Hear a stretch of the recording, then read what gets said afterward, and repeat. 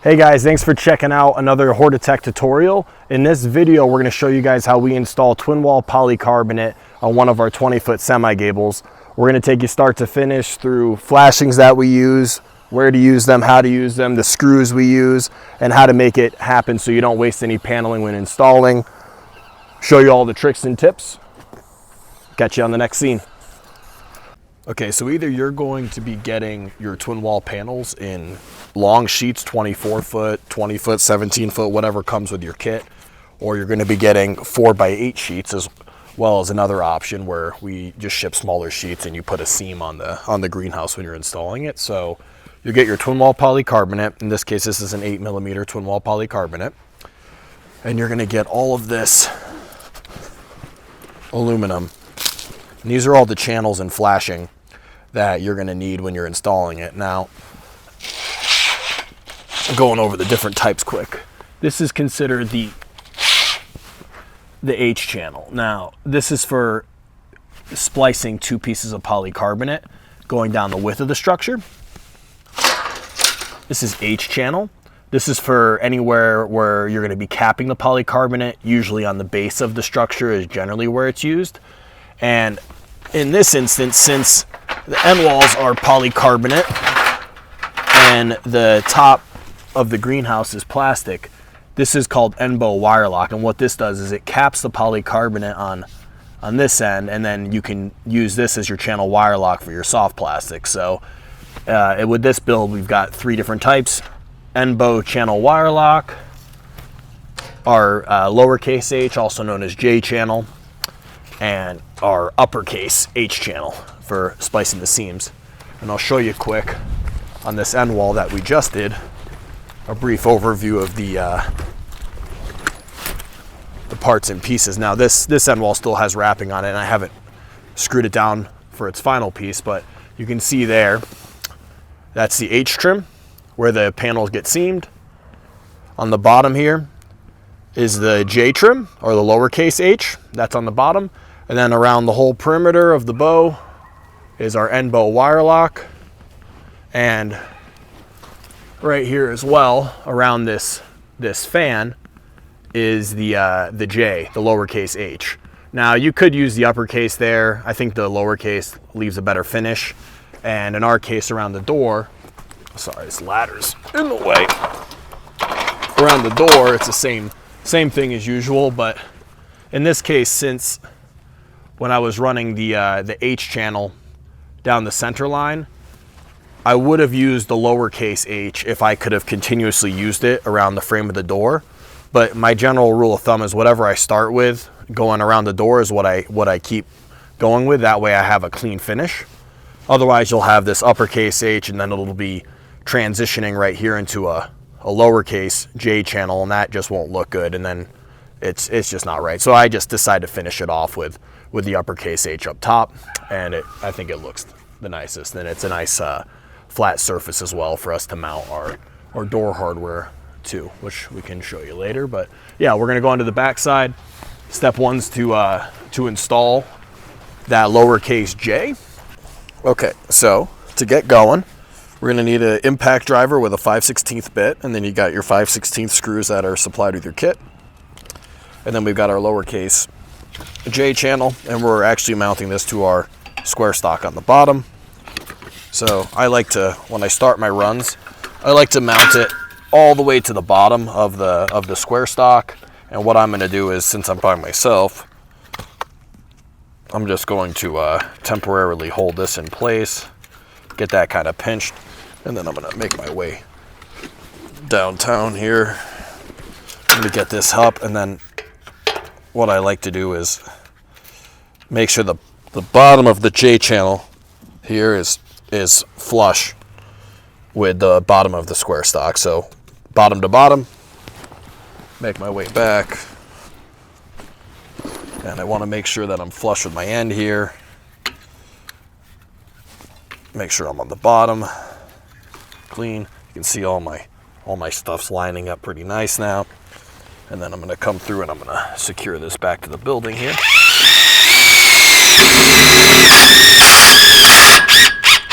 Okay, so that's installed. Now I'm going to put a screw in about every 18 inches running down the length. I'm going to install this J-trim all the way to the other side. I'm going to cut it flush all the way on the other end, so the whole base of this entire structure has J-trim installed on it. Alright guys, now I'm going to actually go cut. I'll show you what I use to cut this stuff. Now this is aluminum, so I actually just use a chop saw. So you can use a chop saw with a fine tooth blade. It actually works pretty well. If you use a metal saw, it actually gunks up a little bit because of the it being aluminum. So I got my mark all lined out for where I need to mark stuff. I actually got to run a generator. Okay, so yep, you see here, I just chop right through it. I got my mark. Make sure I got safety glasses on.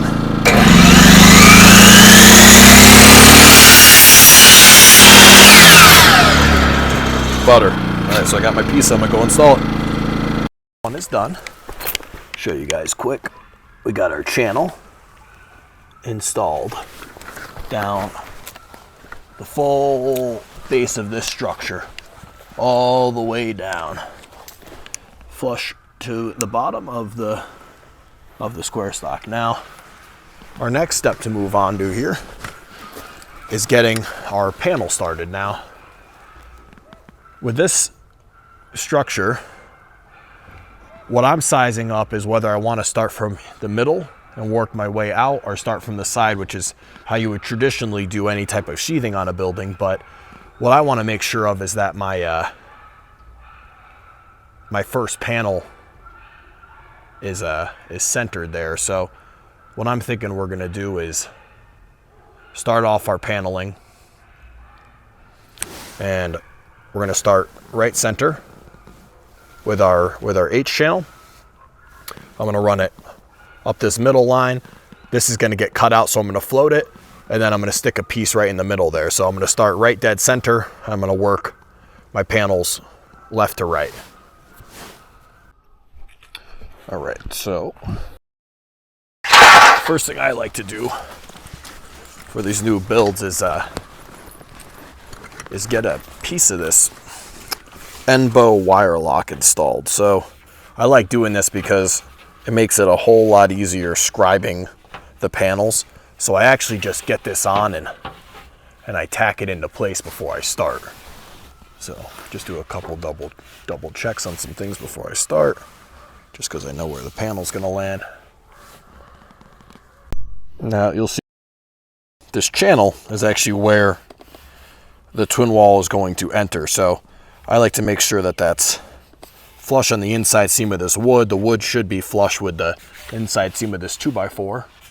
And I just like to make sure that that's in line there. Once I know it's in a good spot, I'll take one of my quick grips and just secure it into place. And then I'm going to come on the other side and put a couple screws in here. Just hold it in place. Now remember, you are going to be taking this back out, so we actually don't want to put too many screws in it. This is really just to be held up as a scribe. So I'm just going to put it in just as much as it needs to be to not fall off, essentially. And now I'm going to work my way up. I'm going to get the ladder over here, and I'm going to bend this into place, going the whole way up here. This whole deal, I'm going to bend it right down over the bow. Okay, so now we got this whole piece of this channel right here, and I'm just going to be taking it and I'm going to bend it on top of the bow. And I like to just quick grip it into place as I'm bending it over, just because it helps just a little bit while you're installing it to make sure it's just where you want to land.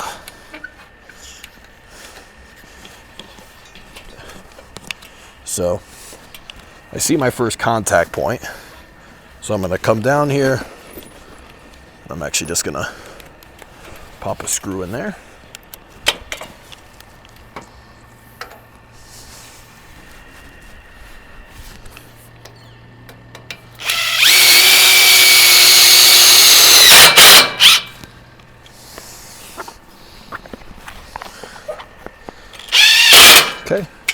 Now I can remove this quick grip because that's secured, work my way up, and I can keep bending this guy down here, and you'll see right here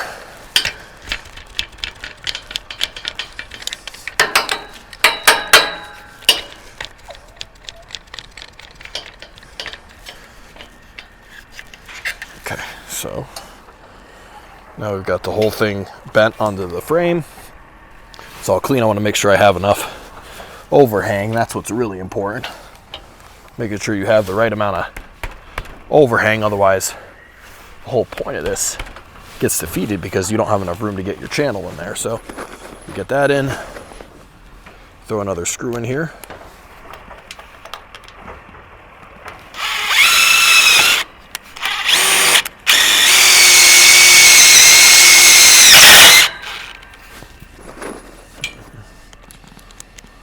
Work our way up to the top.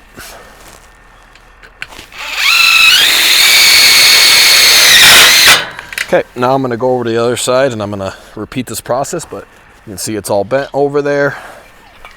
Everything's good, and now the biggest reason to do this is to get this profile here. See, right in between the wood and the bow, because there's a gap that you're actually floating, and if you don't have this piece in place, you're not going to be able to scribe it well with a Twinwall when you go to install it.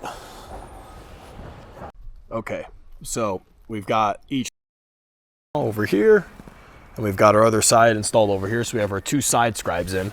Now we need to get the peak installed. Now this is a little technical because you have to bend that piece of aluminum, the Endwall wire lock, over the peak and work down, and then we're going to have a small cut piece on each side. But I like to do this one centered, so I'm actually going to make a little incision in the Endwall wire lock so that I can make that bend without the aluminum kinking in the center. All right, guys, so here we have our Endwall wire lock. I marked it 6 foot in the center, and I made this little 30-degree notch right here. And then we're going to go up top, and I'm going to show you how we screw it in. Okay, so I got my notch centered on the greenhouse as much as I can, but to my best of my abilities. After we bend it, you are going to be able to move it left to right, so you'll probably have to recenter it. The point of getting this up here is really just for a scribe. So I've got it in here. I've got it laid out down the line. I got it quick gripped, and I'm going to throw a self-tapping screw right in here.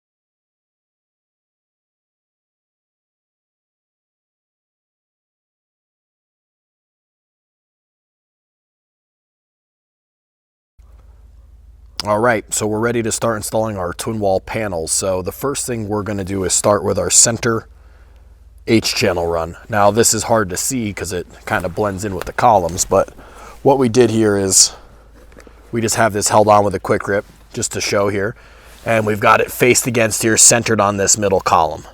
So we have it running down and we have it butting the H-channel on the bottom and running all the way up, and I just ran it long. Now I'm going to show you up here how I get my first cut measurement.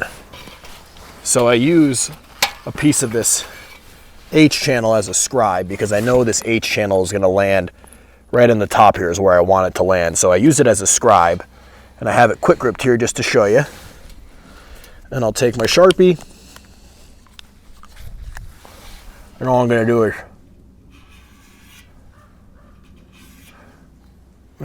make my mark here. So I got my mark made, I had it quick gripped in place. Now I'm going to go ahead, I'm going to pop it down, I'm going to run it through the chop saw, and then I'm going to come back in and I'm going to get it pre-installed. Okay, so now we got we went ahead and we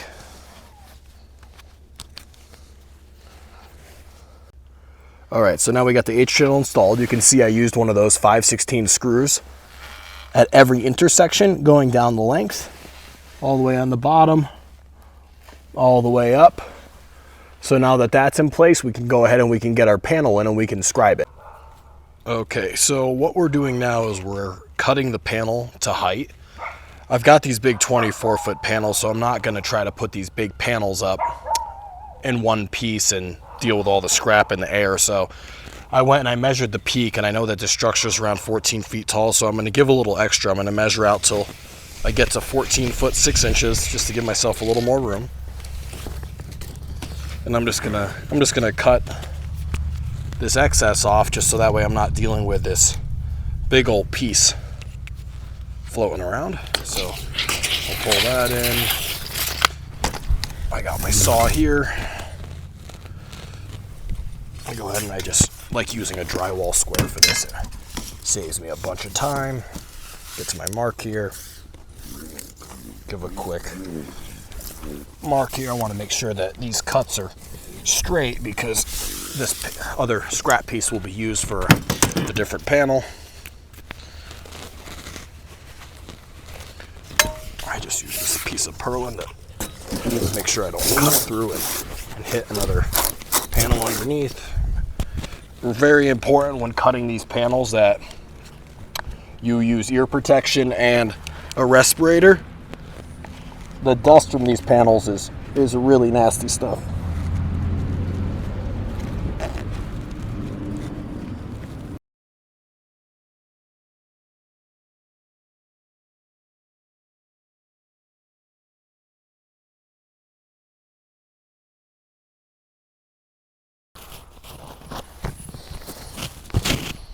All right, so there we go. We got our panel cut. Now we're going to go ahead and install this. What's really important here is that when you install it, that you have the side that says this side facing towards sun. You can see a little deal right here. It says face this side towards sun. Super important. So we're going to go ahead and we're going to get our tape on the bottom now. Okay, so now we're on the bottom side of the panel.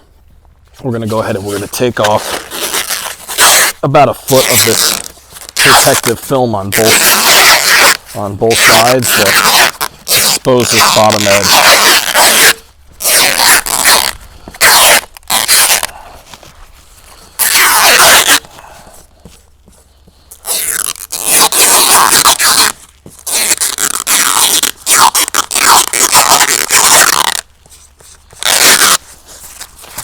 Sometimes this stuff comes off easy, and sometimes it's a little more tricky. It kind of depends if it has been in the sun for a little bit or not.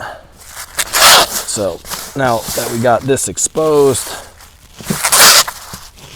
make sure it's out of the way. We got our bottom edge right here. This is the bottom vent tape. It's the white tape that's included. What we're going to do is pull out a nice stretch of it, and then we're going to install it with about a 1/4 to 3/8 inch reveal.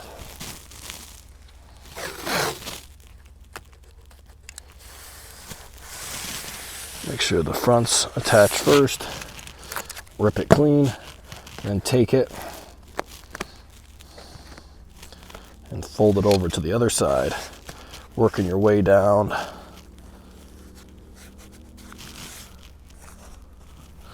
to the other end.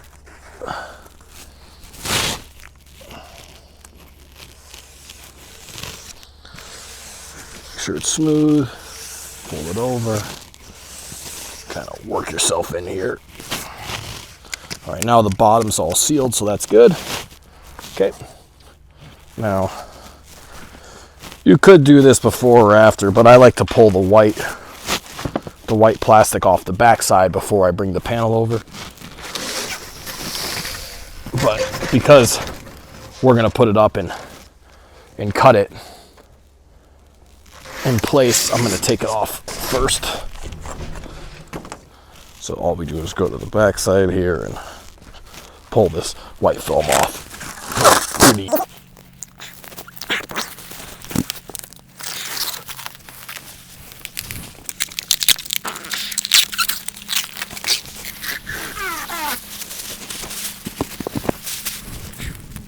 Sometimes it can take longer to get this membrane off than it actually does to install the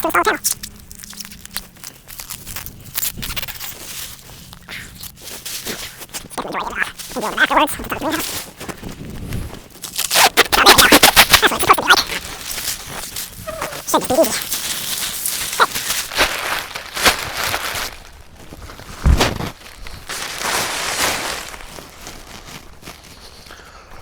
right, now we're going to take it over. We're going to get it set in the channels that are pre-installed, and then we're going to go ahead and we're going to cut it right on the ridge. So I'll put it up there, and then I'll get you guys back on here.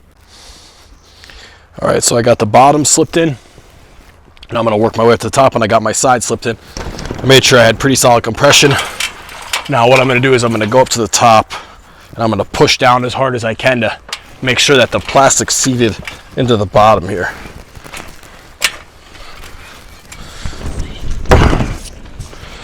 Sometimes a good thing to do really is to grab a piece of wood and a rubber hammer just to make sure, because if that thing settles on you after the fact, then your cut's going to be wrong. Okay, so now I'm up on the ladder here. I've got the panel quick gripped on each end, and you can see the line of the Endwall wire lock that we need to actually cut this to, because the panel needs to sit proud of the actual bow. It sits that 1/2 inch higher to fill this gap. So you have two choices here. You can either scribe this and remove the panel from the channel, take it down and cut it and reinstall it, or you can cut it in place. So what I'm going to do here is cut it in place since I'm already on the ladder, but you just got to do whatever you feel comfortable with. If you cut it in place, you need to make sure that your blade depth is not deeper than the width of the polycarbonate so you don't cut into this channel.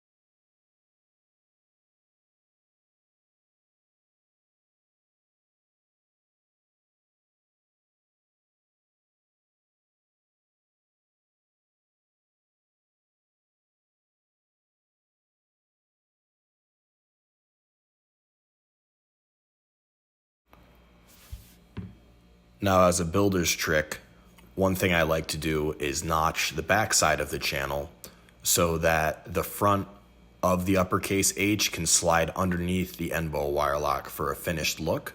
I'm going to show you how I do it with the portaband.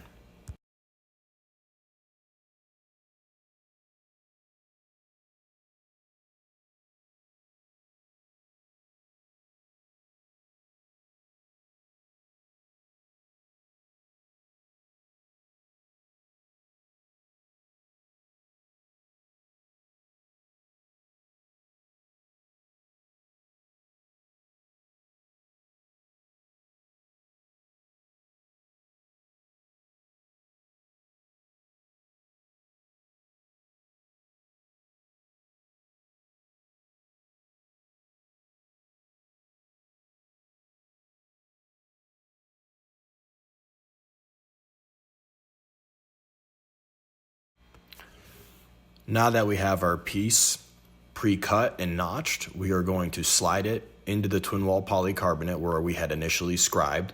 We're going to start with the bottom, making sure that the bottom is completely seated, and we're going to work our way up, making sure that we get the entire channel all the way pushed into the Twinwall polycarbonate.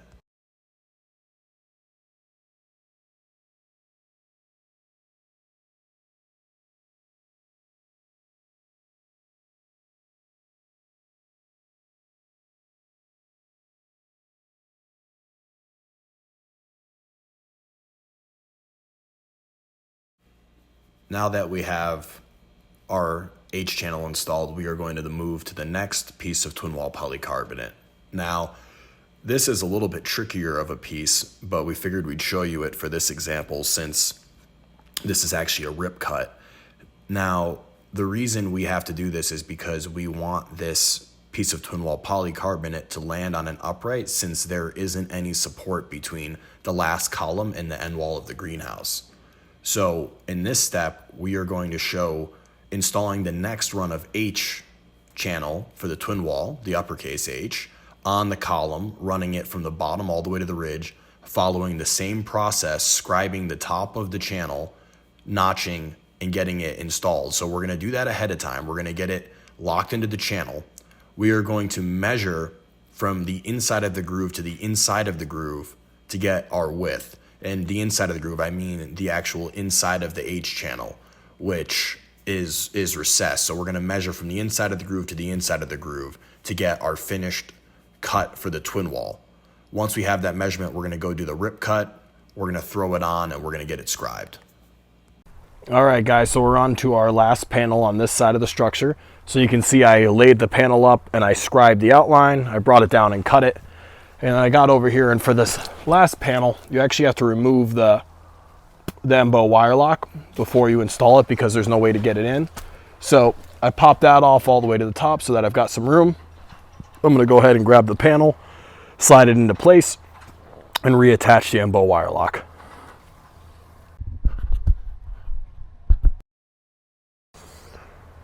All right, so now you can see after it's all finished up, we compressed that channel along the outside edge, reinstalled it back along, worked our way up and tucked everything in. Now we're all secured off here. Now what we're gonna do now is we're gonna repeat the process on the other side, moving left, doing the same exact thing that we did, working our way over.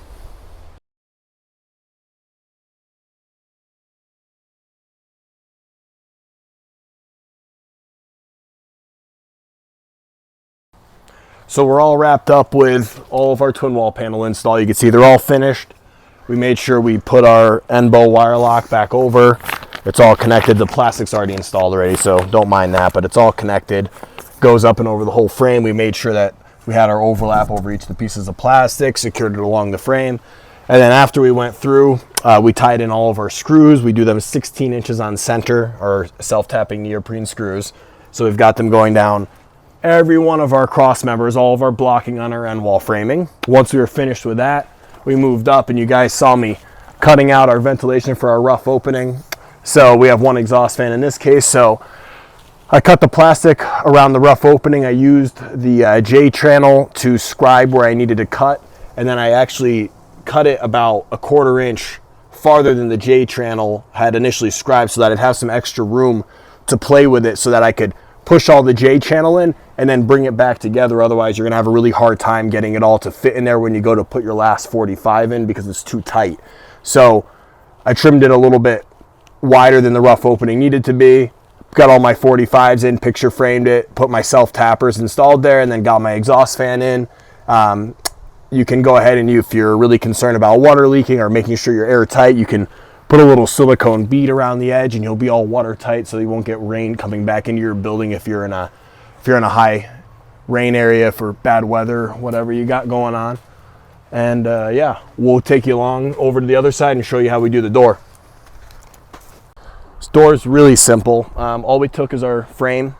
We measured the outside dimensions, and then we 45'd all of our J channel, the stuff that looks like the lowercase h, and we just ran it around the whole perimeter of the door. And we cut our panel obviously to size once we knew where our trim was going to land. So I usually put the panel on, measure it all out, cut the panel to size, put it all back together, trim it as necessary, and then I just, put my screws in evenly around the perimeter, put my handle on the door, and case closed. All finished up, throw it on, closed. Thanks for checking out our video, guys. I hope it was helpful for you if you're installing one of our greenhouse kits, or really any other Twinwall greenhouse or kit you bought from any other company. These videos are here to help you make sure you do your greenhouses correct so you have a properly insulated structure. If you want to look forward to any of our other videos, or you need any materials to do this on your own, you can check us out on HortitechDirect.com. See you on the next one.